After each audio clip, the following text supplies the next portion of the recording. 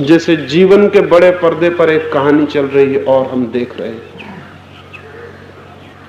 एक दिन भर के लिए प्रयोग करके देखें और जिंदगी दूसरी हो जाएगी। एक दिन तय कर लें कि सुबह 6 बजे से शाम 6 बजे तक इस तरह जिएंगे जैसे एक दर्शक, और जिंदगी को ऐसा देखेंगे जैसे कहानी एक पर्दे पर चलती हुई, और पहले ही दिन जिंदगी में कुछ नया होना शुरू हो जाए। आज ही करके देखें, एक छोटा सा प्रयोग करके देखें कि जिंदगी को ऐसे देखेंगे जैसे बड़े कैनवस पर, एक बड़े पर्दे पर कहानी चलती हो और हम सिर्फ दर्शक होंगे। सिर्फ एक दिन के लिए प्रयोग करके देखें, और उस प्रयोग के बाद आप दोबारा वही आदमी कभी नहीं हो सकेंगे जो आप थे। उस प्रयोग के बाद आप आदमी ही दूसरे हो जाएंगे।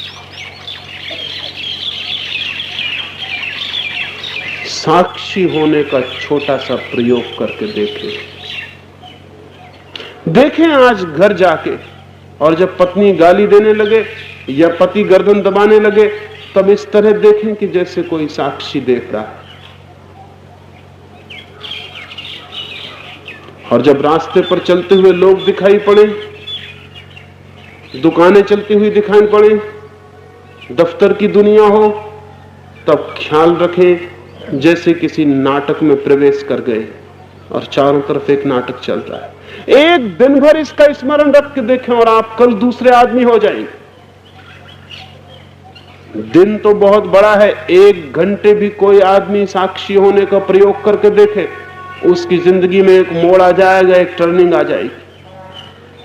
वह आदमी फिर वही कभी नहीं हो सकेगा जो 1 घंटे के पहले था, क्योंकि उसे 1 घंटे में जो उसे दिखाई पड़ेगा वह हैरान कर देने वाला हो जाए।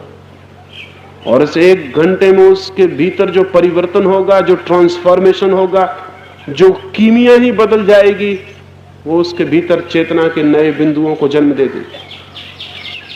1 घंटे के लिए ऐसे देखें कि अगर पत्नी गालियां दे रही, अगर मालिक गालियां दे रहा है, तो ऐसे देखें कि जैसे आप सिर्फ एक नाटक देख रहे हैं, और फिर देखें कि क्या होता है। सिवाय हंसने के और कुछ भी नहीं होगा, सिवाय हंसने के और कुछ भी नहीं होगा।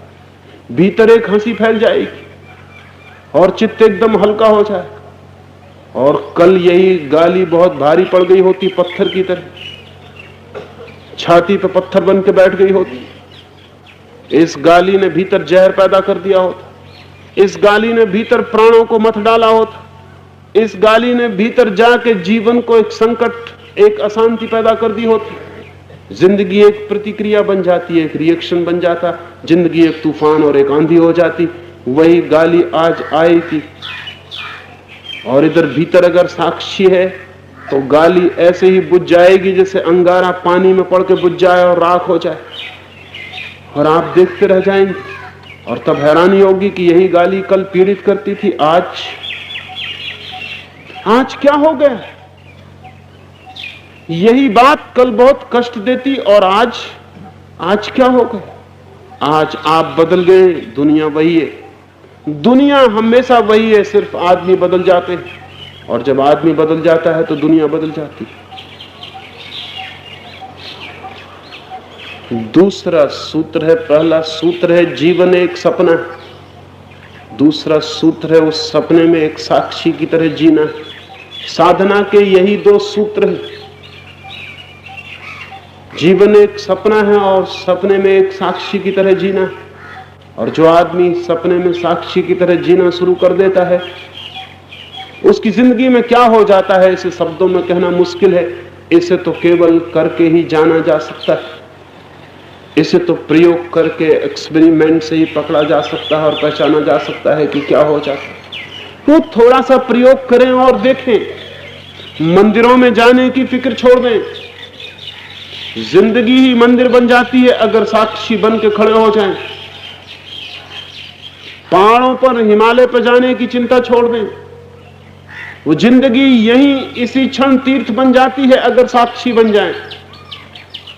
जो आदमी जहां साक्षी बन जाएगा वहीं तीर्थ शुरू हो गया,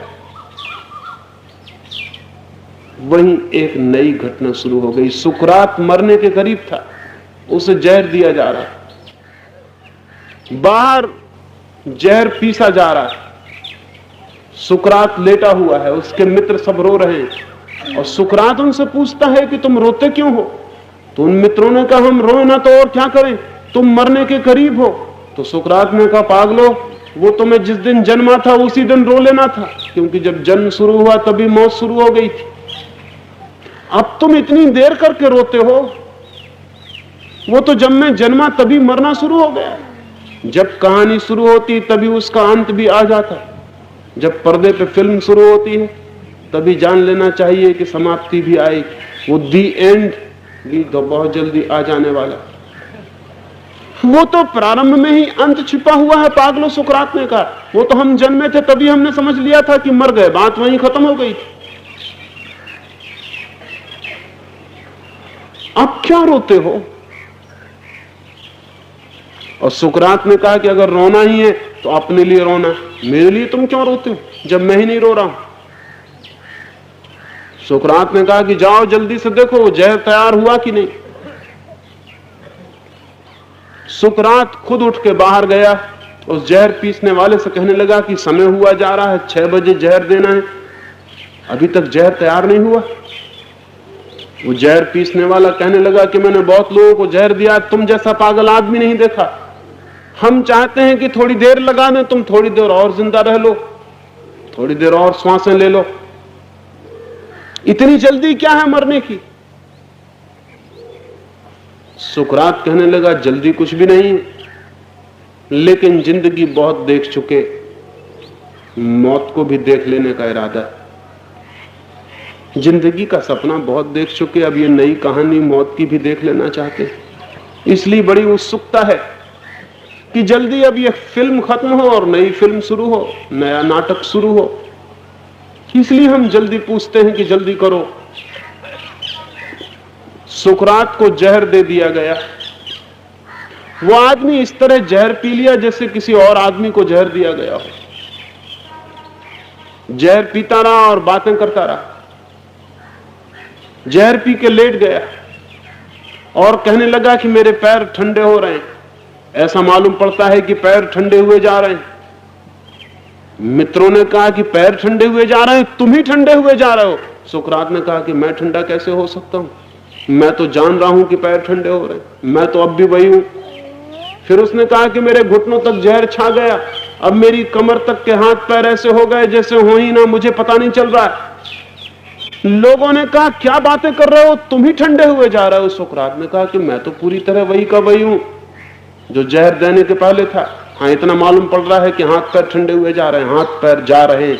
ये हाथ पैर वाली कहानी खत्म हुई जाती है, अब शायद कोई दूसरी कहानी शुरू होगी।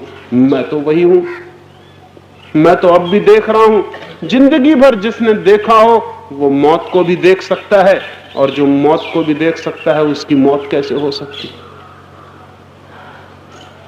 जिसने साक्षी का भाव साध लिया वो अमृत को उपलब्ध हो जाता है। स्वामी राम अमेरिका गए, वो बड़े अजीब आदमी थे। दुनिया पे कुछ थोड़े से अजीब आदमी कभी कभी पैदा हो जाते हैं, इसलिए दुनिया में थोड़ी रौनक। स्वामी राम बहुत ही अजीब आदमी थे। अगर कोई उनको गाली दे देता तो वो खड़े होकर हंसने लगते और मित्रों को जाके कहते कि आज बाजार में राम को खूब गालियां पड़ी। तो लोग कहते राम को, आपको नहीं। स्वामी राम कहते कि मुझको लोग जानते ही नहीं, गालियां कैसे देंगे? राम को जानते हैं, राम को गालियां देते। और जब राम को गालियां पड़ रही थी तब हम भीतर बैठ के हंस रहे थे मन ही मन में कि अच्छा है बेटा, खूब गालियां पड़ रही। एक गांव में राम गया था, स्वामी राम कहते एक गांव में राम गया था, गिर पड़ा एक गड्ढे में। हम खूब हंसे, हमने कहा कि अच्छे गिरे, अरे बिना देख के चलोगे गिरोगे ही। लोग कहते कि आप किसके बाबत बातें करते हैं? तो वो कहते इस राम के बाबत बातें करता हूं। और आप कौन हैं?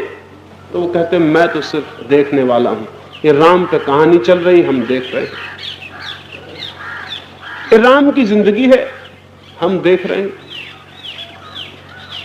ये जो देखने की बात है, ये जो देखने की तरकीब है, ये जो देखने का टेक्निक है, जिंदगी के प्रति साक्षी हो जाने की ये जो कला है, ये धर्म का सारभूत रहस्य। देखें जिंदगी को एक साक्षी होकर, और तब एक नई जिंदगी की शुरुआत हो जाती है। वो नई शुरुआत सत्य पर ले जाती है, उस सत्य पर जिसका न कभी कोई जन्म हुआ, उस सत्य पर जिसकी न कभी कोई मृत्यु होती है, उस सत्य पर जो कहानी नहीं है, उस सत्य पर जो सपना नहीं है। लेकिन अगर हम इस सपने में और कहानी में ही खोए रहे तो शायद उसका हमें कभी भी पता नहीं चलता है। बहुत कम सौभाग्यशाली लोग हैं जो जीवन के सत्य को जान पाते। अधिक लोग जीवन के सपने में ही जीते हैं और समाप्त हो जाते हैं। सपने से जागना है ताकि सत्य उपलब्ध हो सके, और कहानी से जागना है, नाटक से जागना है, अभिनय से जागना है, ताकि वो जाना जा सके जो अभिनय नहीं है, जो नाटक नहीं है, जो कहानी नहीं। उसका नाम ही आत्मा है, उसका नाम ही परमात्मा है, चाहे कोई उसे सत्य कहे या कोई और नाम दे दे। और उसको जानते ही आदमी मुक्त हो जाता है, क्योंकि सब बंधन सपने के बंधन है। कोई बंधन सच्चा बंधन नहीं, सब बंधन सपने के बंधन, सब बंधन झूठे बंधन। एक बार ये दिखाई पड़ जाए तो पता चलता है कि मैं तो मुक्त ही था, मैं तो सदा से ही मुक्त हूं। और ये जो प्रतीति है, ये कितने अनंत आनंदों से भर देती है, ये कितने आलोक से भर देती है, उसकी कोई गणना करनी कठिन है। इमेजरेबल, उसको नापने का कोई उपाय नहीं, उसे शब्दों में कहने का भी कोई उपाय नहीं, उसको अभिव्यक्ति देने का भी कोई मार्ग नहीं। उसे तो बस जाना जा सकता है और जिया जा सकता है।